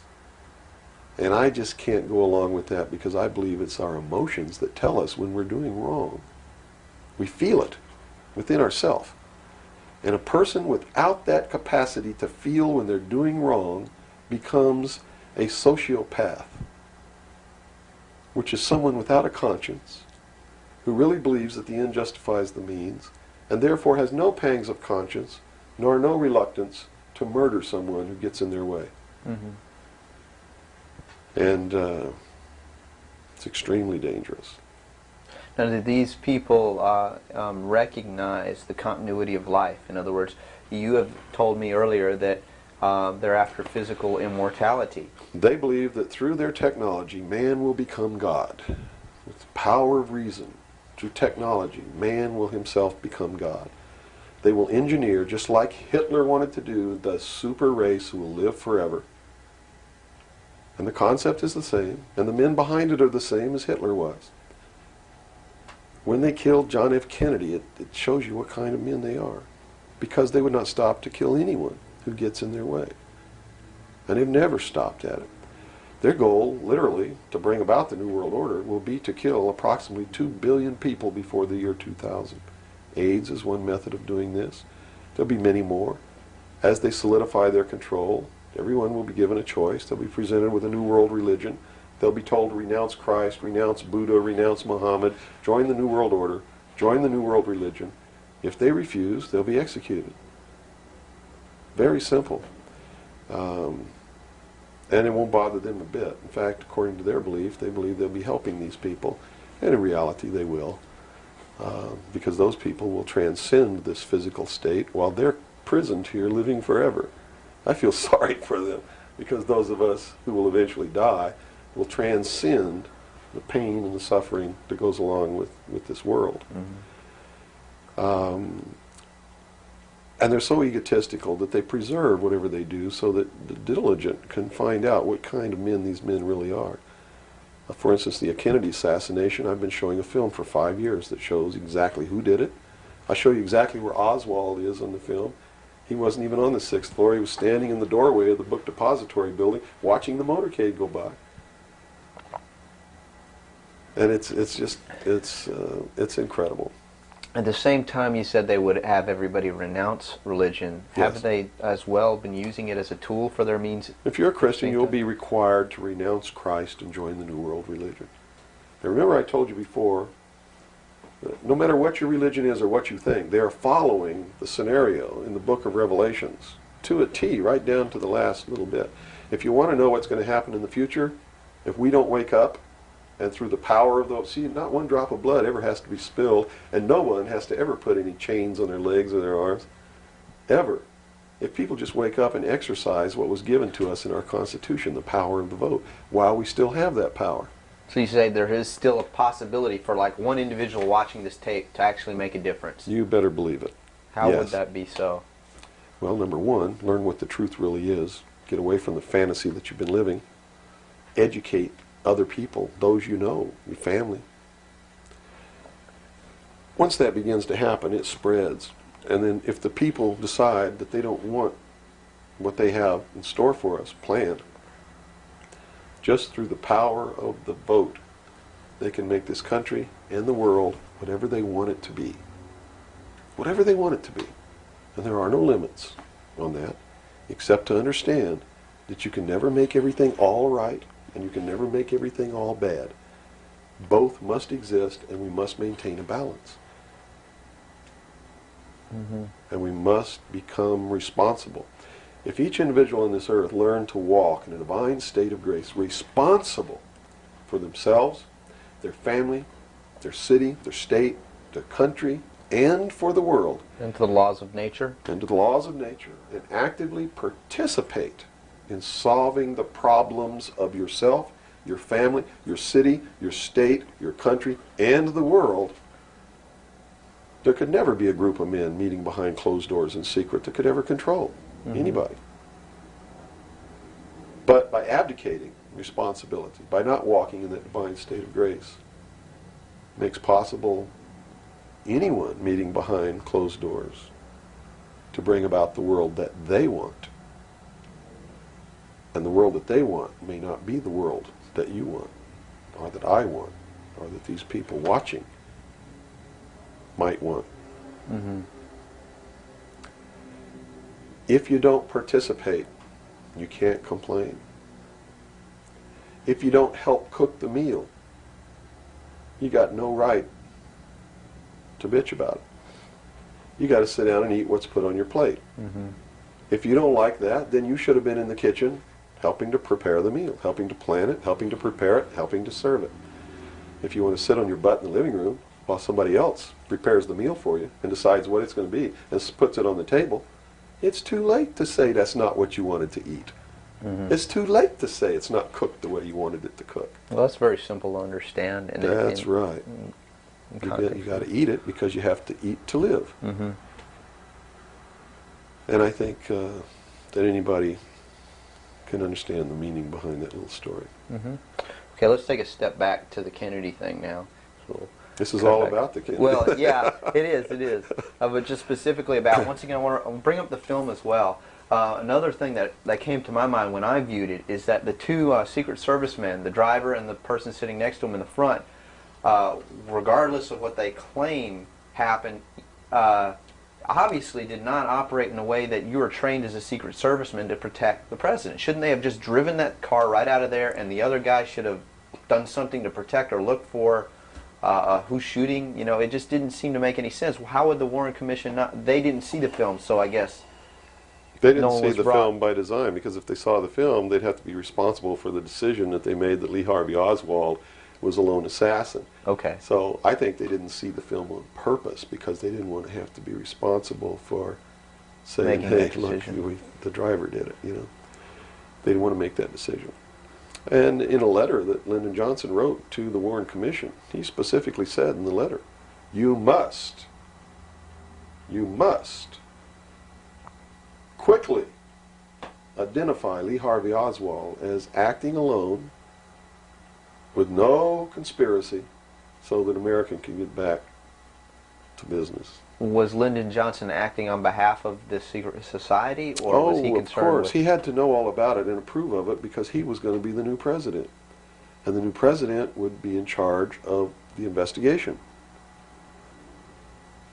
How high up a government official do you have to be before you're briefed of this, you know, the total of all the things that are going on, the reality behind them? Well, you have to understand that nobody exists on a high level in government who's opposed to the New World Order. Nobody. Our government has literally been infiltrated, and there's a cancer within our government destroying it, eating it, nibbling away at it, hacking off its limbs. And you said this started in 1945? 1945 was when the overt destruction began to occur, when Truman signed the UN Participation Act and the United Nations Treaty. It actually began long before that, when these secret societies began to infiltrate the government and appoint their members to important posts. Infiltration is easy. If one gets in, he can then appoint and hire others to replace people who are not members below him. So now we've had over 50, almost 50 years of this going on. At least. I believe that it started back probably 1913, 1917, when the Federal Reserve Act was passed, when the Council on Foreign Relations became a reality in this country. And you can, by diligent research and study, you can see when it happened, where it happened, who did it, and how it was done. It's imperative. When they say there's no conspiracy, I mean, we talk about a conspiracy. It started out as a conspiracy. But when they say today there's no conspiracy, that's not a lie. It's the truth. They're doing it right out in the open, right under our noses, and we're too stupid to know it, to see it. So it's not a conspiracy now today at all. It's right out in the open. They even published their plans. I mean, here Carter appointed Zbigniew Brzezinski as the National Security Advisor, who just wrote a book before he was appointed declaring himself a Marxist. I mean, you read that book, this man believes in Marxism. This man is a socialist. Not only a socialist, he's an international socialist. He's a globalist. His goal, stated in his book, is to destroy the sovereignty of nations and bring about a one-world Marxist government. Now, the Carter administration was one extreme, and then we came into the Reagan administration, yet nothing changed. Nothing changed. What you're saying is that no matter what the political leanings, they seem to be playing the same game. As long as you're playing their game, it doesn't matter who you vote for, who you put in office. They all belong to the other side. They're in the pockets of the Illuminati. When you quit electing professional politicians, when you quit electing the guy who looks nice on television because he speaks good and he looks like the guy you wanted to marry or something like that, you're playing right into their hands. You know, they made it so impossible for another Abraham Lincoln to get elected to the office of president that it's a wonder that we even have a chance at all. We need to send people to Congress and to government who are going to clean house. Kick all the members of secret societies out of the bureaucracy. Lock them up. Try them for treason. Because they are traitors. So one thing that may help is term limitations.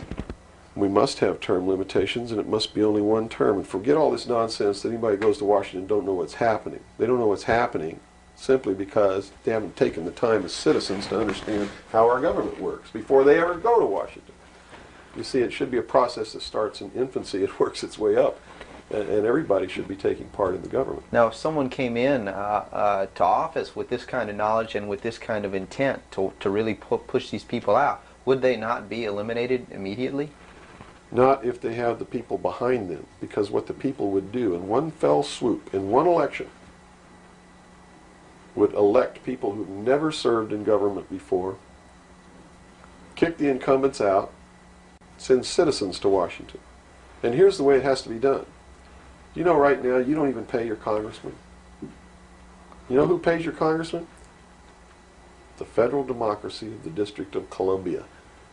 The federal government pays your congressman, who's supposed to be representing your state and you. The federal government is a foreign country to your state. Why should he represent you? Not only that, but he moves to Washington, D.C. He maintains a residence here, but he doesn't live here. And as long as you re-elect him, he continues to live in Washington, D.C. forever if you keep re-electing him. So they lose all touch with what's back here. They're paid by a foreign government, the federal government. They're not paid by the sovereign state of Georgia or by you. They have to be paid by you. And they have to live here. They can't move to Washington, D.C. They go to Washington, D.C. for one term. Okay? One term only. When that term's up, they have to come back. And you don't pay them exorbitant funds. You pay them just enough to live on comfortably while they're there. No fancy giant cocktail parties, none of this crap. And you take care of their family. See, they don't take their family either. That's the other clue. They leave their family here where they live.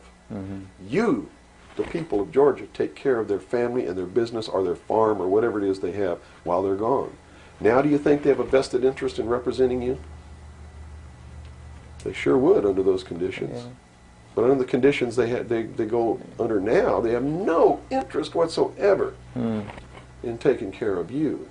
Now let's look at the current. They're taking care of themselves. The current crop of presidential candidates. Is there anybody even running that represents something that we're talking about here? No, all of them are New World people. Tsongas, in his book, even everything that he's written touts the New World Order. All of it, right for Tsongas' literature. You're going to see New World Order, New World Order, New World Order, New World Order. Clinton, the governor of Georgia, was selected in 1991 by the Bilderberg. Governor of Arkansas was selected in 1991 by the Bilderberg Group in Baden-Baden, Germany, to be the new president of the United States. Remember what happened to Gary Hart? What did he do? He went out on a boat with a woman who wasn't his wife, and he was destroyed. Look at Clinton. What's happened to him? Nothing. The press is on his side. They're helping the guy. You know why? Because he was chosen by the people who own the press to be the next president of the United States. Now, I don't know if he will be or not. That's up to the American people. Mm-hmm. But if they get their way, he will be. Bush is one of the most heinous criminals that's ever walked on the face of the earth. Bush is the man who's been a CIA agent since his college days. He's a member of the Skull and Bones, the Russell Trust. He was initiated in a casket with a ribbon tied around his genitalia, which symbolizes that he's a priest in the temple of Isis. A pagan, this guy.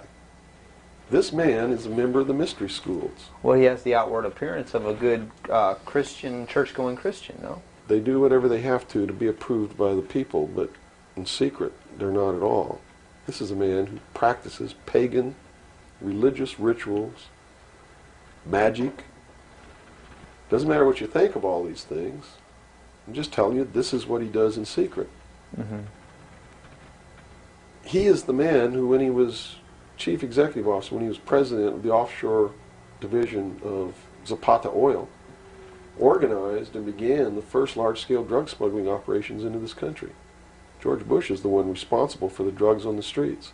And the war against drugs is not a war against drugs, it's a war against the Bill of Rights. We've already lost the Fourth Amendment in this war. That's true. And we're going to lose everything else.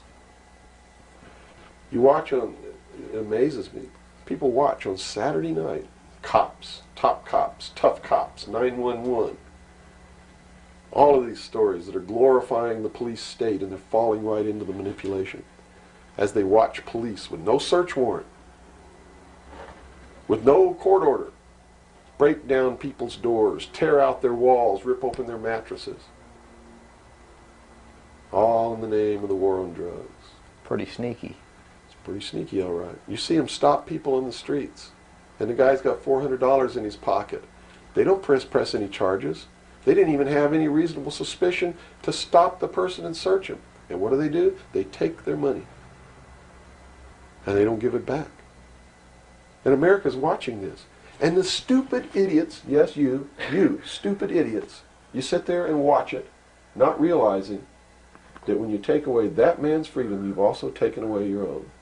You see, because they can do the same thing to you.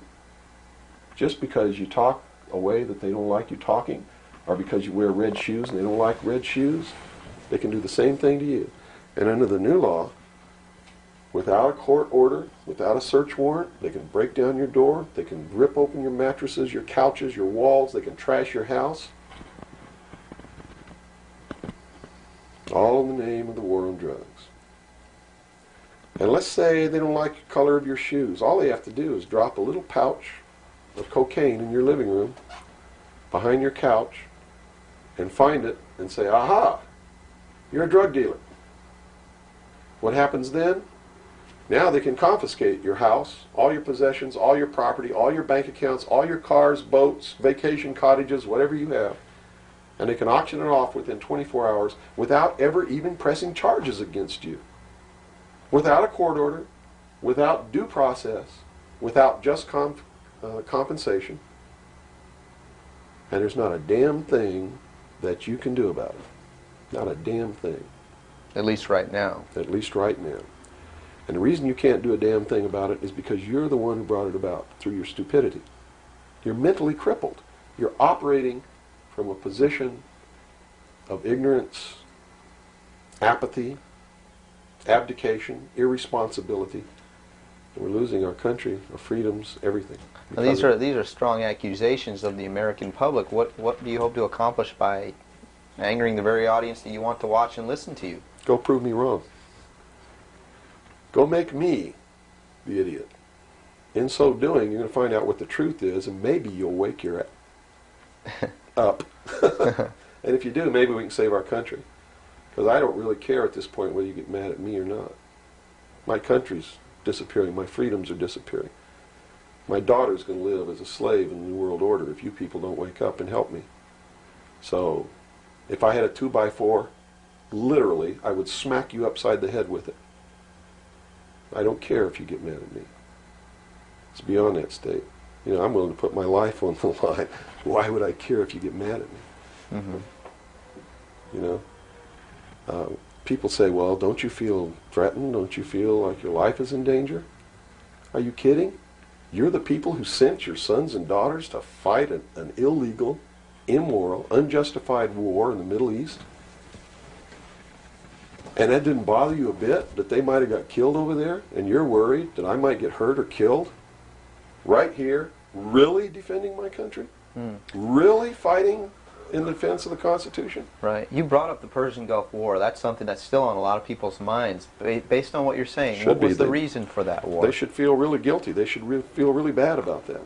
I mean, what about a Saddam Hussein that everyone seems to agree is you know, the evil man here, that we had the right to go in and punish, destroy, or whatever? Well, it's funny that the man who purported to want to destroy Saddam Hussein was the man who really built Saddam Hussein when he was in the Central Intelligence Agency. We have been building up Saddam Hussein's arsenal. His technology comes from us in the Soviet Union. We built him up to create that war. We did it for a purpose, and the purpose was, look at this, if George Bush knew what he was doing, how come he didn't know what he was doing?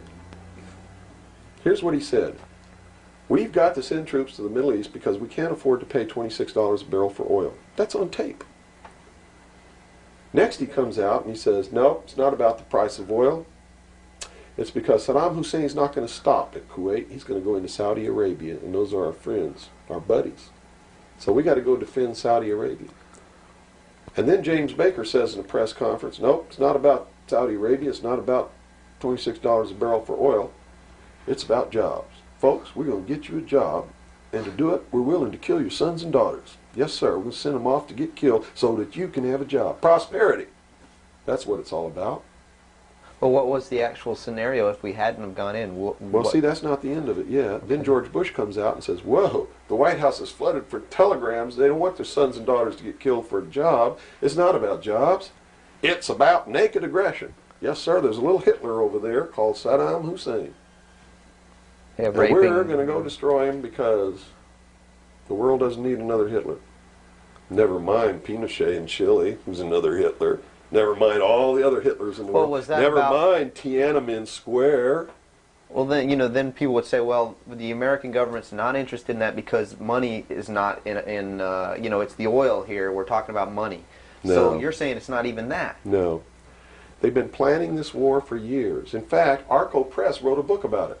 The name of the book is Rapid Deployment Forces. It was published in 1985. It names Kuwait as the country. It talks about Operation Bright Star, where they've been practicing the war every year since the early 80s. Sending troops over there practicing the war. Liberating Kuwait. It's even named in the book. The whole thing was spelled out years ago. What it was all about was to establish the New World Order. You see, because for the first time in the history of the world, it's established the legal international precedent that the United Nations could pass a resolution and send its police force to enforce that resolution, and that the member nations would have to pay for that action. And George Bush said it very clearly, but nobody was listening, when he said, no longer will any nation stand against a world united. And with that action, he established the legal foundation in international law that the United Nations is now legally and overtly the one world government, and that the United States military forces and the other forces that were sent by other countries were established as the one world police force under the United Nations. Have you seen the new Air Force uniforms yet? Nowhere on them does it say United States or U.S. They are United Nations uniforms. Go look at them. What role in the Middle East again does Israel play in this? Israel was created as the instrument to bring about the Battle of Armageddon and the fulfillment of prophecy, a war that will be so terrible, where nuclear weapons will be used, so that the American citizens and the other people in the world will get down on their knees and beg for no more war. And what is the answer to that? They're going to be told the only way we can guarantee no more war is if we destroy the sovereignty of nations and we come together as one humanity in a one world government. Right. Now I'm telling you, unless the American people wake up and stop it, starting in about 1996, the Battle of Armageddon will become a reality. Not because two nations got mad at each other and decided to fight, and that's why Saddam Hussein was not destroyed. He will be the instrument that will bring that to pass. Right. Yeah, they purposely did not go in and do that. Saddam Hussein will be portrayed as the Antichrist. Babylon is in Iraq. Read the book of Revelations. Whether you believe in the book or not, read it, because the men who are bringing this about are using it as their script. Well, the UN did indeed charter Israel as a sovereign nation. They were the ones who created this state. That is correct. It was really created by Great Britain and the United States, with the United States being the major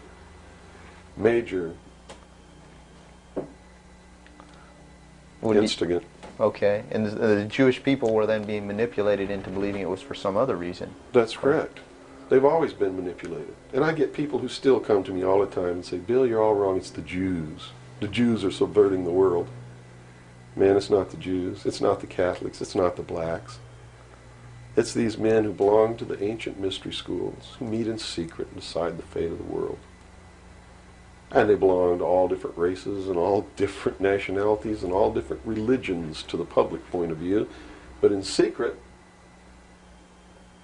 it's a different story. How about the European community? Here seems, based on your theory, another group of sovereign nations coming together to form one government. The European community, the EEC, was created by the Central Intelligence Agency, working through a lodge in Italy called the P2 Lodge. Propaganda 2 is the name of it, which is the intelligence arm of the Vatican. And Prince Bernard, who is the leader of the secret World Council that controls these secret societies around the world, called the Bilderberg Group. And that's the truth of the matter. And well, during its creation, they just threw out Margaret Thatcher. She was really opposing this. Yes, she was, and that's why she got ousted. Okay. So did the Shah of Iran. So did Marcos. Anyone who opposes it gets ousted. That wasn't an overthrow of Marcos by the people in the Philippines. It was organized, instigated, and carried out by agents of the Central Intelligence Agency and the KGB. The overthrow of the Shah of Iran, our intelligence community is trying to tell us they didn't know anything about it. They didn't know what was happening. Bullshit. They organized it. They instigated it. They are the ones who caused it to come to pass. You see, because we didn't have a National Security Agency or a Central Intelligence Agency before the UN Participation Act was signed. And these organizations were created to bring about the one world government, the New World Order. And it had to be done in a manner that the people would not know that it was being done, and the only way they could do that was hide it behind the veil of national security. And the Cold War was a manipulation maintained to bleed the people of tax dollars to fund the creation of the police force of the New World Order, which is the Army, Navy, and Air Force and Marines of the United States and the Soviet Union. And the people didn't rise up in the Soviet Union and overthrow communism. It came from the top down because it had to be done. There has to be a bringing to the same level of all the peoples of the world to approximately the same political viewpoint, so there's not big disparity in order to be able to justify the merger of all these countries together. Well, who now is ruling the forces of the former Soviet Union? You have Yeltsin in now. Gorbachev supposedly went down, but we're not sure about that. Well, let me tell you this. From the beginning, there was never any war between the United States and the Soviet Union. It was created by those at the top to fund the New World Order and the New World Order's police force. At the highest levels of all countries, they all belong to the same club. And we, the people, sit back and we watch this grand drama which is being played out for our benefit, not theirs. If it wasn't for us, they wouldn't even have to do any of this. But you see, they just can't come out and destroy all of us because they need slaves. They need people to make their shoes and make their cars and mine the ore. They need worker bees, and that's what we are. In the New World Order, we will be the worker bees, the slaves. So the Orwellian view of the vision of the future wasn't too far off based on this scenario. George Orwell was just like me. He was a low-level member of British intelligence who was appointed to a position high enough where he saw the same documents that I saw. And he tried to warn the world just like I'm trying to warn the world, only he wasn't willing to take the risk that I'm willing to take. So he wrote it in a book called 1984 and spelled out exactly what's coming as a warning to the people of the world, as a work of fiction. But you notice that that work of fiction really stirred people up because they knew that it wasn't fiction. In their heart of hearts, everyone who's read that book knows that it's coming. It's a possibility.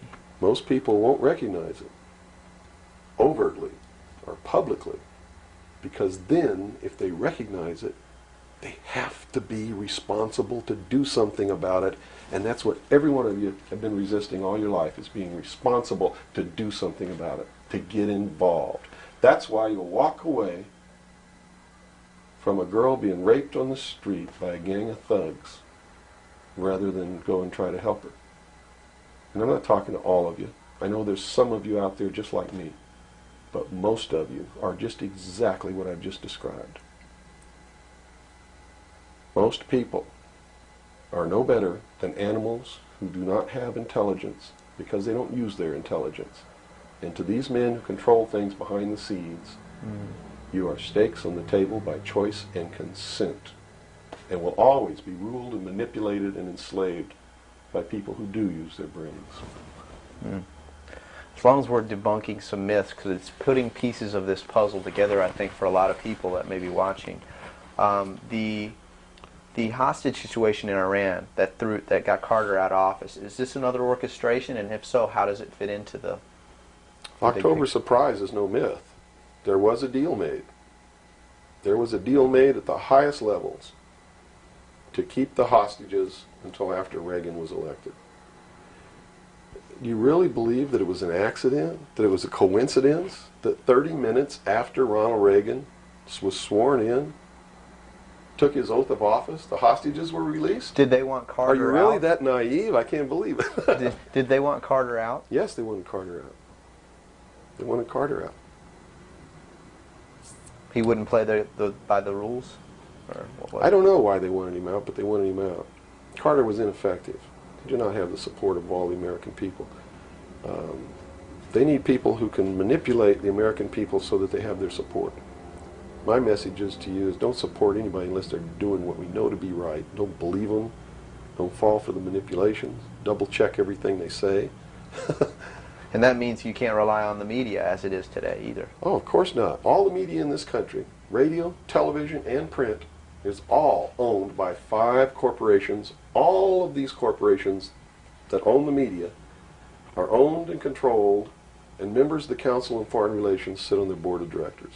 Can you name those 5 corporations? Is that... Not off the top of my head. Okay. I could try, but I don't want to take a chance on being inaccurate. But you can trace that yourself. Okay. Remember, if you go down and you trace the ownership of a station or a newspaper, and you get to a corporation, remember that somebody owns that corporation, and it's usually another corporation.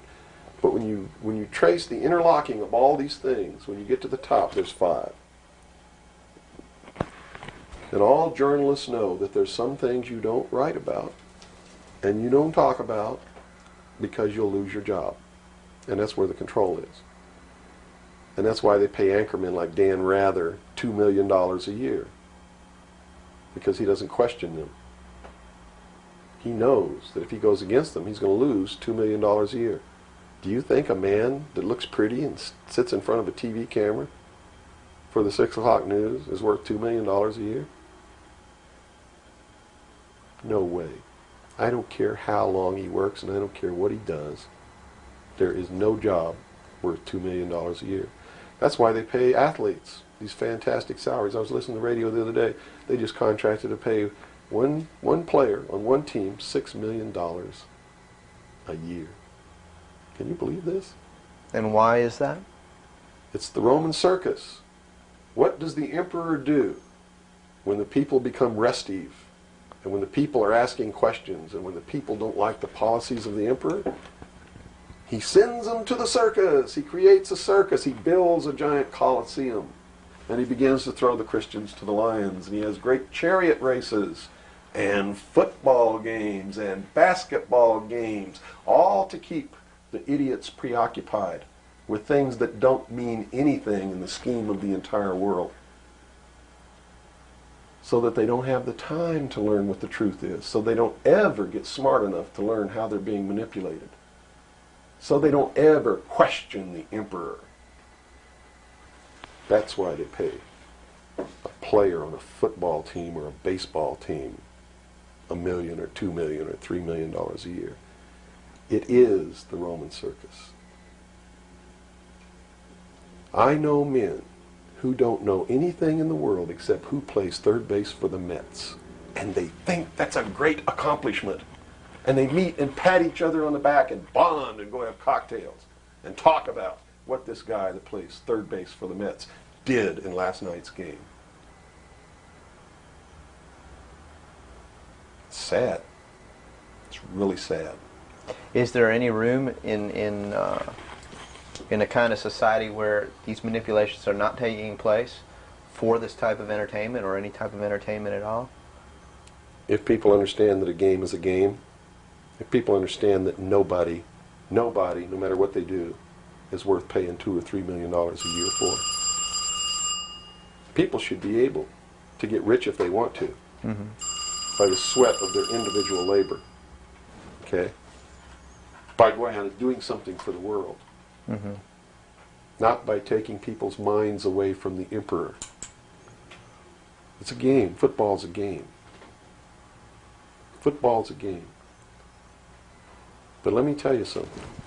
When 150 of the most powerful men and women in the world can meet in secret in Baden-Baden, Germany, can plot the fate of billions, and nobody even cares about it. But 6 football players go to lunch together, and it's in the headlines across the country. You have a reflection of the society in which that exists. And it is a sick society that is doomed to self-destruction. So based on that scenario, there's some truth into what these men are looking at. Absolutely, and that's what makes me so sick, is that I'm trying to wake up a people who on a daily basis are proving the ones that I'm warning them about to be right. Well, so that even though a minority, there are people out there that you recognize are awake to this, if they don't do something about it, they will lose that ability to be free in that way. That's correct. Whether they might think, well, I don't need to worry about it because I know what I know and I'm fine. That's it doesn't right. work that way. There's a connection here to everything. That is correct. That is absolutely correct. A nation of people who are willing to send their sons and daughters that they profess that they love to a foreign country to die, and they use the excuse to themselves that they're sending them off to defend our country, and they know damn well that's a lie, are doomed. It's funny, there's a parable, you said Ben Franklin earlier was even a part of this. Yes. A parable of Ben Franklin, I don't know if you're familiar with it. He paid too much for the whistle. He came up when he was a young boy. Are you familiar with that parable? No, go ahead. Where when he was a young boy, he was given an allowance, and you know it was a decent amount of allowance, and he was going to the store to get a toy. You know, he was very excited about that, and along the way he met some boys who had this whistle, you know, and he saw that, and he saw the little boys blowing this whistle, and he thought, wow, the greatest whistle, this is the greatest toy. He really wanted this thing. Mm-hmm.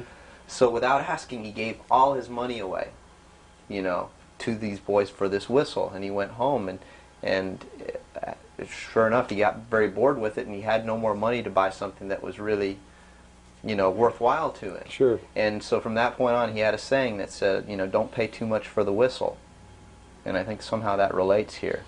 He's also the one, when the Constitutional Convention was finished, when they wrote the Constitution and signed it, when it had been signed, he walked out the doors.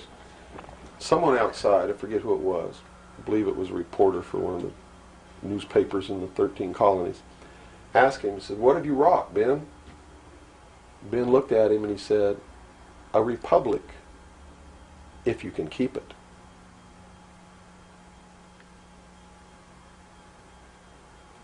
He knew. He did. And that's a good place to end. Yeah, I think so. That's a great ending. Wow. Good job, guys. All right, Bill? Bill. Yo. Fantastic. Good. Thanks, Bill. Where's your towel? Right there. I'm about ready Yeah, these lights are roasting me. Man. to kill. I've already had my son. I'm ready for a bath.